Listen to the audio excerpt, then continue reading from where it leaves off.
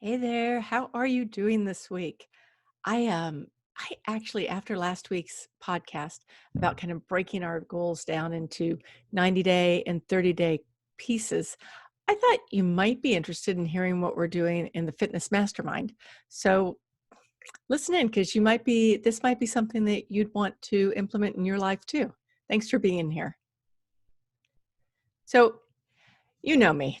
I'm There are several things that I believe. One of them is that I think that we need knowledge before we can take action, and we need action before we can be consistent at that action, right? That's kind of like maybe the pillars. So you need knowledge, action, consistency. I think we already have lots and lots of knowledge out there. I mean, the internet, if you just do any search, you'll see there's millions and millions of responses to anything you look for. So I don't teach how to do fitness. I mean, yeah, I will say that I do dive into a few things in the mastermind for sure. But in general, I'm a whole lot more interested in how we do action, right? Like how we do consistency, how we do the things that build up in our lives to make it easy, to make it something that we want to do, to make it a habit, right? Like, I, let me put it this way. I think that we need to probably be a little bit more urgent. Not we, I mean, a lot of people already are. But if you're not consistent with your fitness, then you might want to add a little bit more urgency into it because it is a big deal. And the more stressed we are, the more overwhelmed we are, the more that life just kind of just keeps seeming to escalate. Um, like in just crazy interesting ways that we've never seen before. Like, it just keeps escalating. And the more that's happening, really the more important it becomes for us to take care of ourselves today, not to wait until, next week or next month or when you've got everything together or when things settle down or whatever it is. Like, this is a really good time to start carving out and saying to yourself, not only do I matter, but my health is really the most important thing I have right now, because without my health, I can't help anyone else, and I can't do any of the things that I want to do. So, all right. Am I on a soapbox already? I just got started. All right. So, thinking about this, you've got the knowledge, the action, the consistency, right? Last week, we talked about the idea of breaking your goals down, not into a year. Like a year it's so long, right? You just don't know what's going to happen in the next 12 months. We don't know what's going to happen tomorrow, but in general, it's a little bit easier if we can break it down into smaller chunks. So in the mastermind, what we're doing is we're doing a 6-month increment. I think 6 months it's there's a lot to be said for 6 months. I mean, one of the things about 6 months is that you can you can accomplish so much. Like, there's so much that can happen in a 6-month period. And it's also short enough that we don't typically get um, bored, right? Like people do get bored with doing the same old. And that's why we have little 3-month, or I mean 30-day sprints throughout the entire 6 months. So think about this. I've talked in the past about layered fitness. And what I mean by that is that if you think about the idea of everything in fitness builds on what started before, right? So if you have this foundation of fitness and then you add a habit or maybe a change or a new habit or whatever it is, you add onto that foundation, then you've already got something that's strong. And each layer becomes something that you add that just becomes like a brick in the wall, right? It just becomes a stronger piece of your fitness. So think about the idea of taking 6 months and your first foundation, the foundational piece that we're going to talk about is movement, right? First thing you want to do, like before you do probably anything else in a fitness, I don't want to say regime, but before you do anything else in a fitness hoorah, you're going to want to start moving. And the thing about adding 30-day increments is that you can just try things out.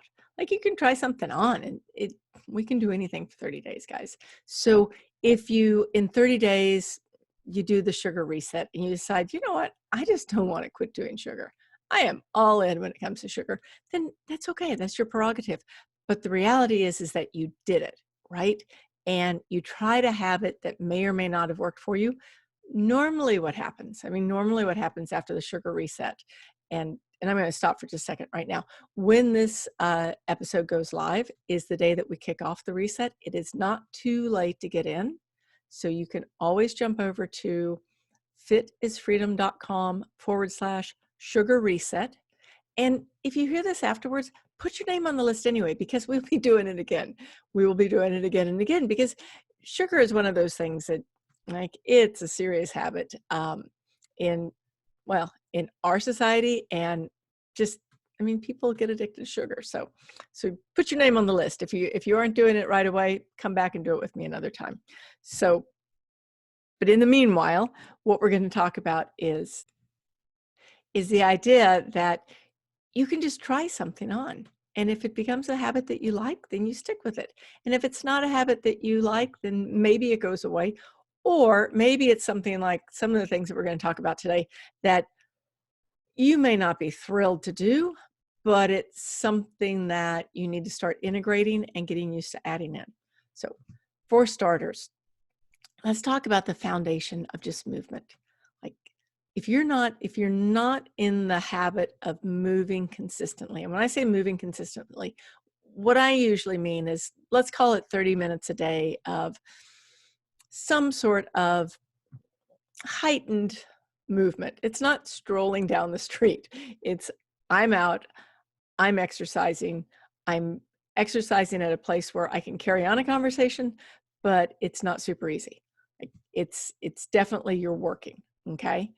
If you can go longer than 30 minutes, do it, because 30 minutes is probably the bare necessities in life, right? So just keep in mind that you really want to step it up, literally and figuratively. And when you're doing that, like, if 30 minutes is your number, then maybe next month you can shoot for 40. Or if you're already like knocking out an hour a day, then maybe this is the time that you want to start adding something to your movement that's a lot more strenuous, like doing stairs, and go back. I'll link to other episodes. We've certainly talked about this about a month ago. I talked about building a workout plan that works for you. And that's exactly what this was. So that foundational piece is going to be your movement.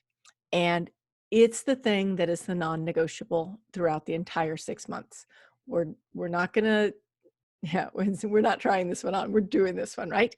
Because it is the most important thing that you can be doing.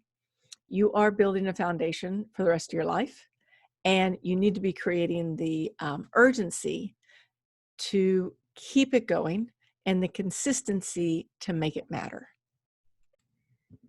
So when you have a foundation of movement, like, that's your first thing, that's your first month, that's your number one thing. And you probably already have that. If you've been listening to me for any time, I'll bet you're already in this, already doing it, and you're like nailing this, right? But just make sure that you've got that foundation of movement.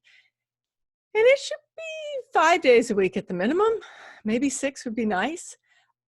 We're not doing anything that's like serious muscle building, so you don't have to have big recovery periods, right? So you just have that foundation of, I'm out there, I'm doing the thing. And that thing could be whatever it is that you love doing, whether it's walking or hiking or biking or going to the gym, if that's where you're at, like the cardio at the gym. But I'm talking about your cardio right now, like the things that are going to just keep going, keep you consistently going and moving. So once you have that foundation, then month 2 in our group is actually the sugar reset.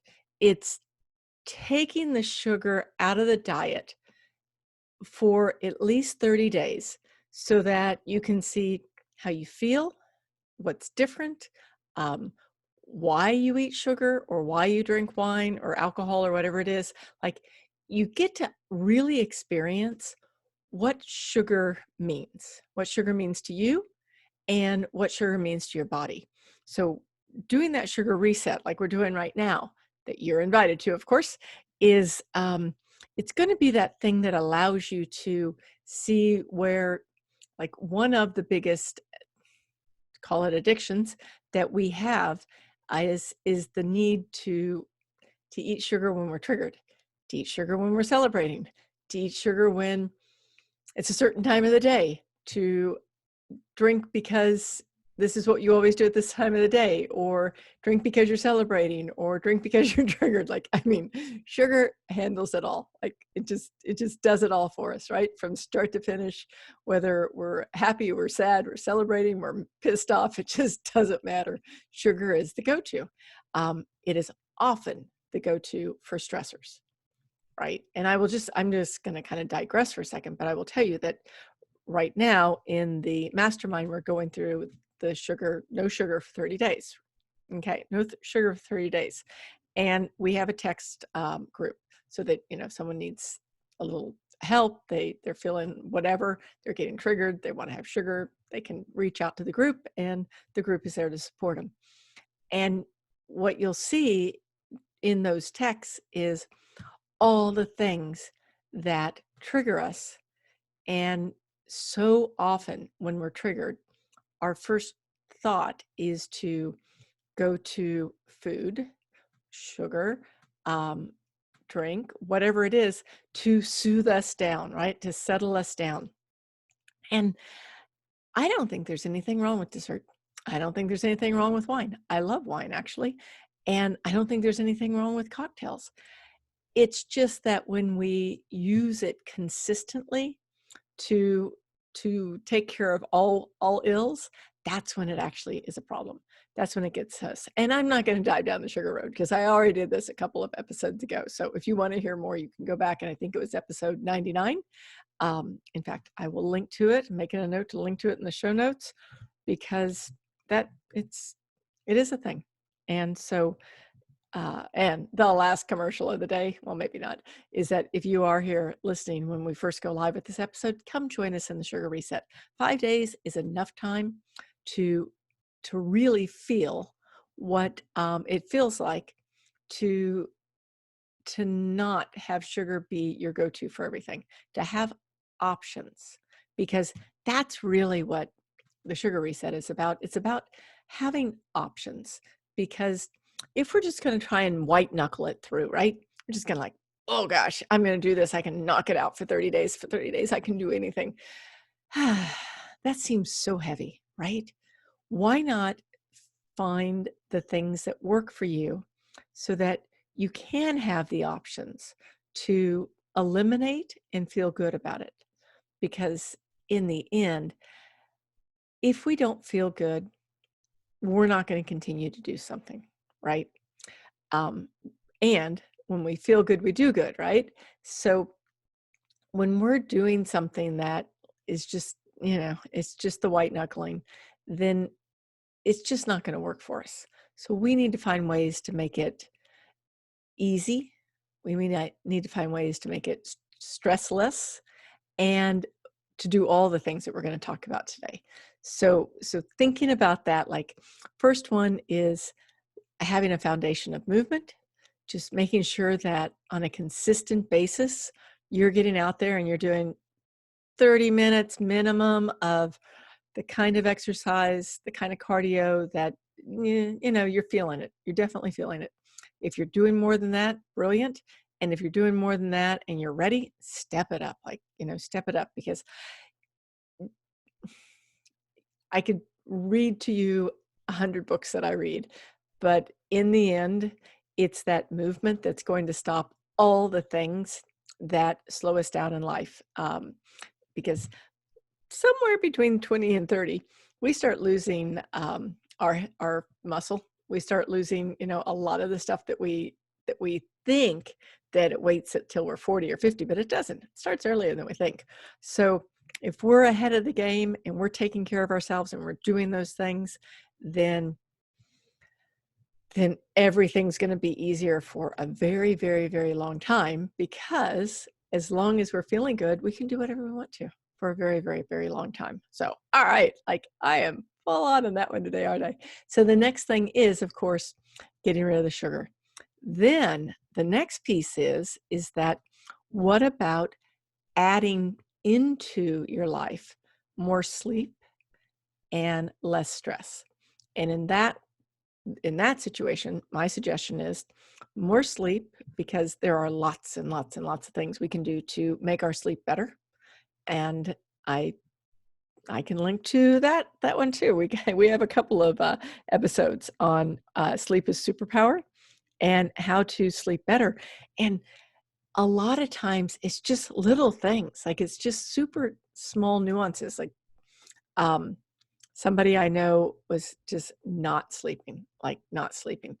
And what it was that he'd go to sleep, I think probably about 10 o'clock at night, somewhere between midnight and 2, he'd wake up, think about work, get triggered, and then he couldn't go back to sleep. So boom, he's up, he's sleeping, 3-4 hours a night at the most. It's taken his health down. He's not feeling good. And what he did was he actually started using melatonin, and which is, I mean, I think melatonin is great. I don't think you should do it for long periods of time. There are studies that show that it's not the best thing for us because we'll quit producing it completely. But like a little melatonin isn't going to kill anyone. And what it did was it shifted that habit that he had gotten into so that he could get back into sleep. So we'll do a whole month on sleep because I personally love sleep. Like that's one of my favorite things. And along with sleep is stress reduction. And stress reduction is usually, in my world, some form of either deep breathing or meditation or some form of these things that we can put together that will de-stress. So think about that for yourself. Like, if you've got the foundation of movement, then you've gotten rid of some of the sugar in your life. Actually, when you get rid of some of the sugar, you're going to sleep better anyway. Now you add sleep. And why do you want sleep? Well, there's a lot of reasons you want sleep. Like one reason you want sleep is that sleep is going to restore your body. It's going to rebuild your body while you sleep. It's going to like literally wash your brain and restore your brain while you sleep. And when you're sleeping, you tend to not gain weight and maybe I can flip that. It might be a little bit easier to say. When you're not sleeping is oftentimes something that will put weight on people. So if this matters to you, then know that by sleeping more, you're probably going to literally sleep off some of that weight that you may not want.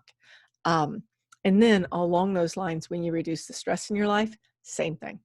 Like getting rid of stress, getting rid of sugar, but getting rid of stress is going to help get rid of like the weight around the middle. It's going to help us lose weight. So that's just one of those things. One of the small things that getting rid of stress does. Like getting rid of stress it's a game changer. Okay. So next thing, let's say we're on that's month 3, month 4. All right. Month 4 is the month that everybody's like, no, I don't want to do this. This is when you want to start putting weight training back in. And weight training can be a lot of different things. If at the time that month 4, if at the time month 4, let me try that one more time. If at the time month 4 rolls around, we're still in some form of lockdown, maybe you don't want to go to the gym. So you don't have to. Like there's other things you can do. Like there's so many things you can do that add strength. And it's super important because our muscles do not build without strength training after a certain age. They start atrophying. So you want to make sure that you're using them. And maybe it's as simple as getting some hand weights and wearing them when you walk, moving your arms, doing all the arm movements, whatever it is, doesn't matter. Maybe it's as simple as having some weights at home that you just use twice a week. Twice a week it's like maintenance. 3 times a week is like building. So thinking about that, and remember, I mean, we've said this before, but you always want to leave a day between your weight training so that those muscles have time to rebuild. In addition to strength training, I would start introducing some high intensity training, interval training, right? And talked about this on the podcast before too, but with the interval training, basically you're going to go from, think about doing like 1 minute of really fast, hard, whatever it is, and then 2 minutes of not fast, hard, easy. Or maybe it's 30 seconds. You go as hard as you can for 30 seconds, which is probably more realistic. And then you dial it back for a minute. So it's like a 1-to-2 ratio. I'm not going to go into all the benefits of HIIT, high intensity training, interval training here. But the reality is it does a lot for our bodies, a lot. So there you go. That's a month that you want to bring that in. And just like movement as a foundation, you don't want to take that one back out. You want to keep it. You want to just figure out how to work with it so that even if it's just twice a week, it is part of your movement going forward. Next one is that you want to think about flexibility. So let's say where are we on? We're month, I think 5 now, month 4 or 5, something like that. Whatever month that is, now you're thinking about flexibility.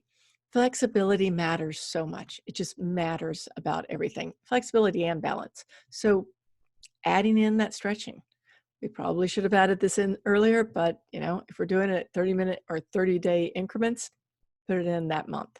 And then the last thing is, well, there's 2 last things. One of them is nutrition and hydration. And I tend to believe that most of the people that I work with, most of the people who listen to me, actually are really good with their nutrition. I mean, maybe we eat more than we should, maybe we eat some things that we really don't need to eat, but in general, we're not like hitting the fast food all day long and, slurping down the Cokes or the Diet Cokes or whatever all day long. I mean, I think that this is a very, very smart crowd that listens to this podcast. And just to be sure, we want to make sure that, you might need to dial in your nutrition a little bit more. Where does it need to change? Start reading the labels. I think that's one of the things that everyone in the sugar group has really had eye-opening on, is that there are some things out there that we just don't expect to have added sugar, and it has added sugar. Like we think that it's going to be a healthy thing, and it's not. It's not at all. It's got tons of added sugar. And then the other part of that is hydration. And I am sure that by now you've been just drinking water like you should these entire 4, 5, 6 months, whatever it is. But if you're not, or if you are thinking about maybe you should be drinking more, you should. If you're thinking you should be drinking more water, you probably should be. So make sure that your hydration is adequate. Once again, you don't want to hear me go down that road. Trust me when I say there is so much that is important in staying hydrated with your body. Huge. So the very last thing I want to talk about is when you've got all these foundations built up, right? Like what's next?